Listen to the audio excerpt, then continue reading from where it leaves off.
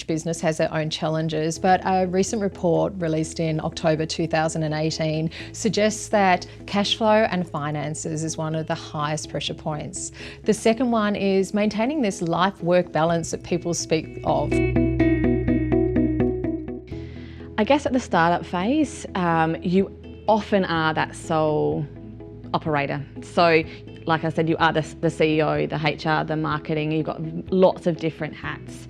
And I guess tips for managing that stage is around understanding what capacity you actually do have as an individual.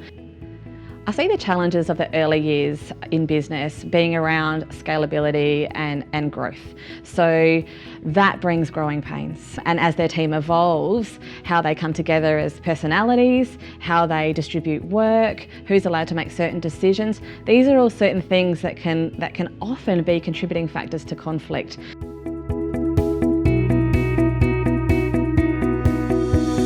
So when a business is well established, you've actually more than likely started to build a team around you. So you've brought in some expertise.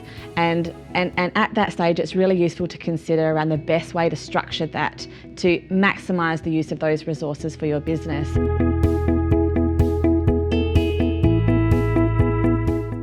We're going to have challenges and opportunities that have come our way. Stress is there to protect us. It can incite the flight, fight, freeze response in us that most people are familiar with, but then that's not very helpful in terms of taking action to sort the problem. Research suggests that we might take a different stress response, and that might be one of an opportunity to learn and grow through that moment.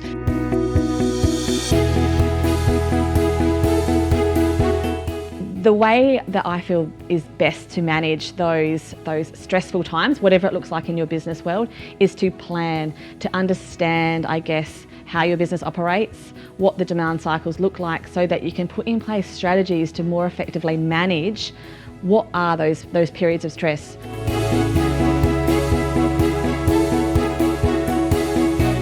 When you start a small business, you have these hopes and dreams and aspirations about what it can present to you. And I want to remind people to go back to those things.